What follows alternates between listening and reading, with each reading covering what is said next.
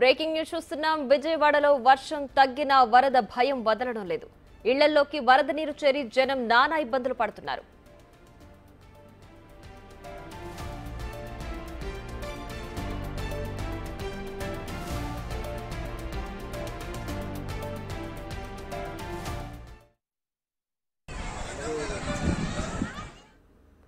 ఇక విజయవాడలో వర్షం బీభత్సం సృష్టిస్తోంది. ఇళ్లల్లోకి నీరు చేరి జనం బిక్కుబిక్కుమంటూ బతుకుతున్నారు.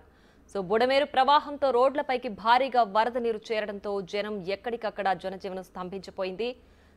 ఇళ్లలో చిక్కుకుపోయిన వారిని ఎన్డీఆర్ఎఫ్ బృందాలు బయటకు తీసుకొస్తున్నారు, సురక్షిత ప్రాంతాలకు తరలిస్తున్నారు. వరద ప్రవాహంతో నీరు ఇళ్లలోకి చేరిపోవడంతో జనమంతా కూడా ఇళ్లలో చిక్కుకుపోయారు. వారిని ఎన్డీఆర్ఎఫ్ బృందాలు సురక్షిత ప్రాంతాలకు తరలించే ప్రయత్నాలు చేస్తున్నారు. విజయవాడ వ్యాప్తంగా వర్షం బీభత్సం సృష్టిస్తోంది. వర్షం తగ్గినా కూడా ఆ వరద భయం ఇంకా వెంటాడుతూనే ఉంది జనాన్ని. ప్రజలు ఎక్కడ లోతట్టు ప్రాంతాల్లో ఉన్నారో అలాగే ఇళ్లలో కూడా నీరు చేరిపోవడంతో ఇళ్లలో ఉన్న జనాలను కూడా ఎన్డీఆర్ఎఫ్ బృందాలు గుర్తించి వారిని బయటకు తీసుకొచ్చే ప్రయత్నాలు చేస్తున్నారు. బిగ్ టీవీ స్క్రీన్ పైన మనం ఎక్స్క్లూజివ్గా విజువల్స్ చూస్తున్నాం. విజయవాడలో వరద ప్రవాహంతో ఇళ్లలోకి నీరు చేరిపోవడంతో ఆ ఇళ్లలో చిక్కుకుపోయిన జనాన్ని ఎన్డీఆర్ఎఫ్ బృందాలు గుర్తించి వారిని ఇళ్లలో నుంచి బయటకు తీసుకొస్తున్నారు, సురక్షిత ప్రాంతాలకు తరలించే ప్రయత్నం చేస్తున్నారు. విజయవాడ వ్యాప్తంగా అలాగే లోతట్టు ప్రాంతాల్లో ఉన్న ఎక్కడైతే నీరు చేరుకుపోయిందో అక్కడంతా కూడా జనాలు చిక్కుకుపోయినారు. బయటకు వచ్చినా సరే ఇళ్లలో ఉన్నా సరే జనాలు ఎక్కడికక్కడ జనజీవనం స్తంభించిపోయింది. విజయవాడ వ్యాప్తంగా వర్షం బీభత్సం సృష్టిస్తోంది. మనం బిగ్ టీవీ స్క్రీన్ పైన ఎక్స్క్లూజివ్గా విజువల్స్లో చూడొచ్చు.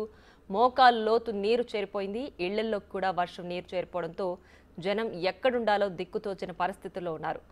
ఎన్డీఆర్ఎఫ్ బృందాలు వాళ్ళ సహాయక చర్యలు కొనసాగుతూనే ఉన్నాయి. నిరంతరాయంగా వాళ్ళు జనాలను గుర్తించి సురక్షిత ప్రాంతాలకు తరలించే ప్రయత్నాలు చేస్తున్నారు. అందరూ కూడా నీళ్లలోనే నడుచుకుంటూ వస్తున్న దృశ్యాలు కూడా మనం బిగ్ టీవీ స్క్రీన్ పైన చూడొచ్చు.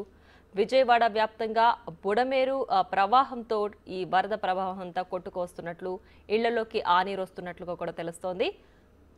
ఇళ్లలో ఉన్నా కూడా సురక్షితంగా లేకపోవడంతో ఎన్డీఆర్ఎఫ్ బృందాలు వాళ్ళు ఇళ్ల నుంచి బయటకు తీసుకొచ్చి వేరే సురక్షిత ప్రాంతాలకు చేరే ప్రయత్నాలు చేస్తున్నారు.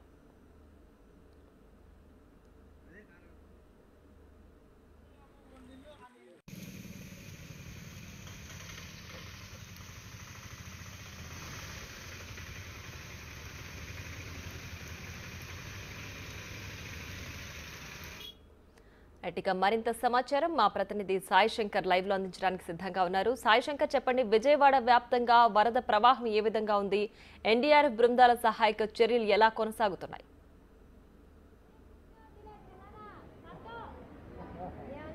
ప్రధానంగా విజయవాడ నగరంలోని అనేక ప్రాంతాలు కూడా వరద ఉధృతికి ఎఫెక్ట్ అయినాయి అనే విధంగా చెప్పచ్చు. ఉదయం నుంచి కూడా సహాయక చర్యలు జరుగుతున్నప్పటికీ కూడా అనేక ప్రాంతాల్లో ఇంకా సహాయ చర్యలు అందలేదనే విధంగా కూడా వీళ్ళు చెప్తున్నారు. ప్రస్తుతం మనం బుడమేరు వంతెన వద్ద ఉన్నాం విజయవాడలోని.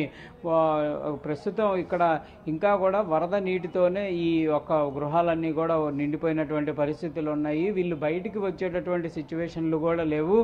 ప్రస్తుతం ఎవరన్నా ఒకళ్ళిద్దరు బయటకు వచ్చి మిగిలిన వాళ్ళందరికీ కూడా కొంత ఫుడ్ కానీ వాటర్ కానీ తీసుకువెళ్తున్నటువంటి పరిస్థితులు ఉన్నాయి. ప్రస్తుతం మనం చూడొచ్చు నీళ్ళల్లో అంటే నడుము కంటే కూడా పై ఎత్తు నీళ్ళల్లో కూడా ఇక్కడ ఉన్నటువంటి పరిస్థితి. ప్రస్తుతం కూడా రెయిన్ అనేది ఇంకా పడుతున్నటువంటి పరిస్థితి ఉంది.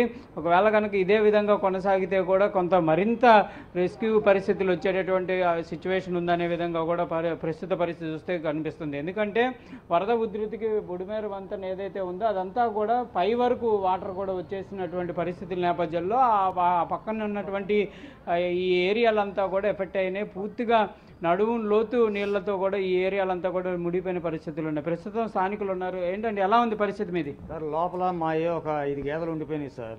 మాకు హాఫ్ అన్ అవర్ లో వస్తానని చెప్పారు. ఎవరికి చెప్పారు మీరు? మామూలుగా రాత్రి వచ్చి చెప్పారు. అంటే ఇంతకు ముందు ఏనాడు కూడా ఈ రకంగా రాలా. కాకపోతే హాఫ్ అన్ అవర్ లో వస్తాయని చెప్పారు. మేము ఈ లోపు ఇదే చదువుకొని ఇదే అనుకునే లోపు గంటలో ఎప్పుడు వదిలేశారో తెలియదు. ఈ లోపు చిన్నగా మొత్తం వదిలేశారు. గంటలో మొత్తం వచ్చి పడిపోయినాయి నీళ్లు. లోపల 5 గేదెలు ఉండిపోయినాయి. ఒక్కో గేదె 1,50,000 రూపాయల గేదె. లోపల 10 మంది మనుషులు ఉండిపోయారు. వాళ్ళు ఇంత మడి పొద్దు నుంచి టిఫిన్ కూడా చేయలే. ఎన్డీఆర్ఎఫ్ వాళ్ళకి మున్సిపాలిటీ వాళ్ళకి అందరికీ ఫోన్లు చేసాం. ఇది ప్రధానంగా కూడా కొన్ని ఏరియాల్లో అయితే సిచ్యువేషన్ ఇంకా కూడా అండర్ కంట్రోల్లో లేదనే విధంగా చెప్తున్నారు. అంటే లోపల మనుషులు అయితే ఆగిపోయారు, రెస్క్యూ టీంలు అనేది కూడా ఇక్కడ ఇంకా ఎఫెక్టివ్గా పనిచేస్తున్నటువంటి పరిస్థితి లేదనే విధంగా చెప్తున్నారు. తమని పరామర్శించడానికి కూడా నేతలు ఎవరు రాలేదనే విధంగా చెప్తున్నారు. ఇంకోటి పశువులను కూడా కాపాడాలనే విధంగా కూడా క్లియర్గా రాష్ట్ర ప్రభుత్వం అయితే ఆదేశాలు జారీ చేసిన నేపథ్యంలో పశువులకు సంబంధించి రెస్క్యూ టీములు కూడా ఏర్పాటు చేస్తా ఉన్నారు. ప్రస్తుతం వాళ్ళు బాధితులు కూడా అదే చెప్తున్నారు, వారికి సంబంధించినటువంటి పశువులు లోపలే ఉండిపోయినాయి అనేటువంటి పరిస్థితి కూడా. Thanks for the updates Sai Shankar.